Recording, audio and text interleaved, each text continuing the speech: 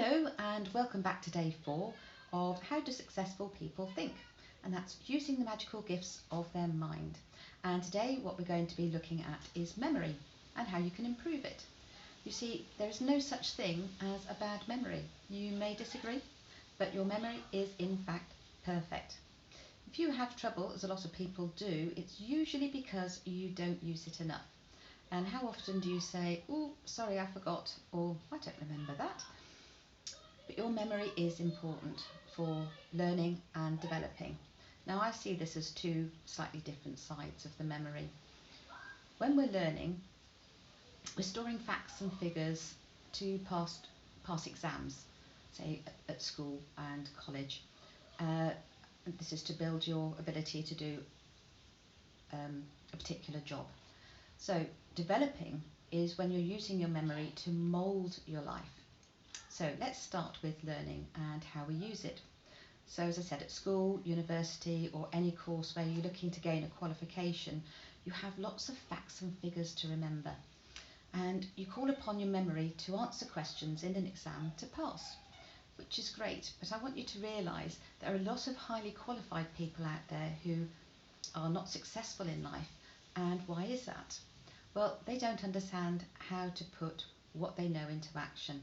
Similarly, there are very successful people out there who've not even graduated from school without a single qualification, but they understand how to use what they know, and that's using their higher faculties and what they already have stored in their memory and bringing it all into alignment with the laws of the universe, or the divine laws. Depends whatever you believe in, because they're both the same and it's all backed by science. It's all about energy, it's based on quantum physics, but that's all getting a little bit deep now in another subject. So typical me, gone off on tangents. I'll get back on track, back to memory. A good memory is essential to store facts, obviously, but remembering things is becoming a bit obsolete to a degree. We use our phones or laptops to store, say, appointments, and then we forget about them until we get reminders flashing up or tones going off. All we have to do is remember to actually put them in our calendar. It's easy to check facts as well these days, just Google it, which again makes us a bit lazy because you know it's there at your fingertips.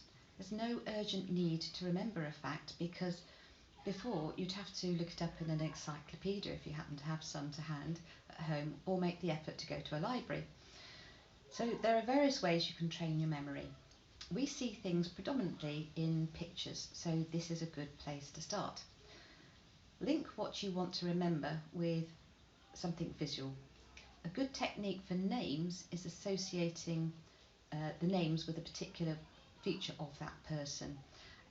So if you're introduced to, say, 5 people all in one go, notice somebody's hairstyle or the colour they're wearing, a piece of jewellery, and link it to the name.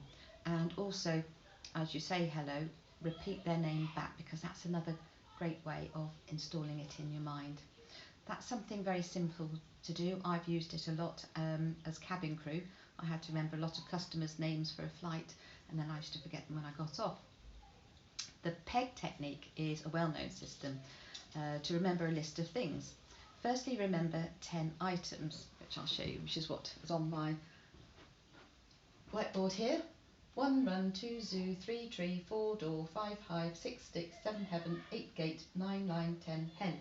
Now they all rhyme, so it's quite easy if you say it over and over again to remember that.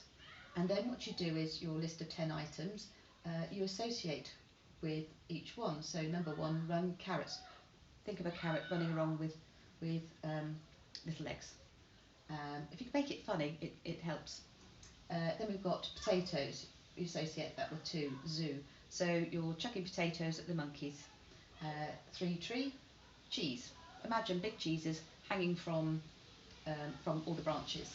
4 door, you want to remember bread. So think about posting slices of bread through your front door. 5 hive, the jam, easy one because you can think of bees making jam instead of honey. 6 sticks, link the coffee, because how difficult would it be to pick up coffee with chopsticks? 7 heaven, nuts. Imagine nuts flying up to the sky with little wings. 8 gate milk. Um, Imagine cows walking through a gate with bottles of milk on their back. Where are we up to? 9 line sponges.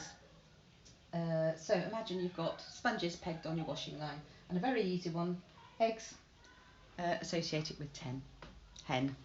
And sorry, I think I got out of the picture there a bit, but that gave you a bit of a break. So that's how you can remember something easy like a shopping list. But another way is changing your behaviour, because when we do things over and over again, it becomes like autopilot. So how often have you driven somewhere and not remembered part of the journey, how you got there? A bit worrying, really.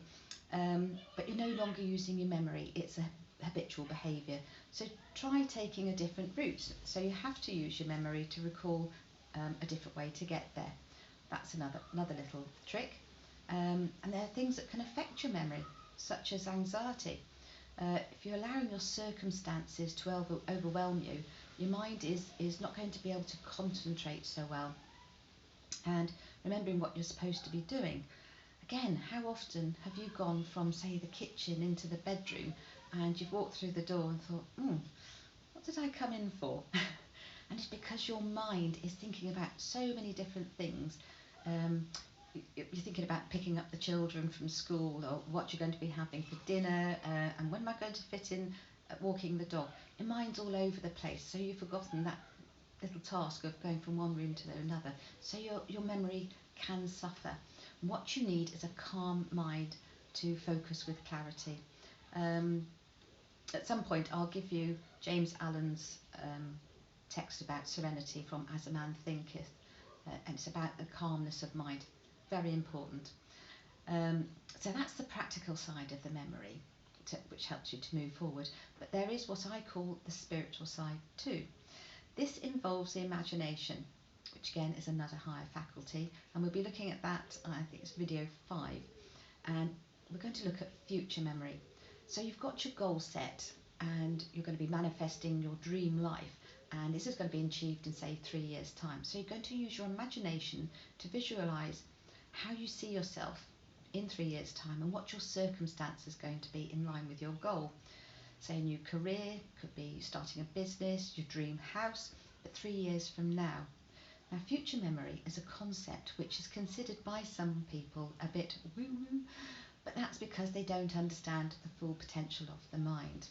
Don't let them put you off. Remember, outside influences limit how you use your mind.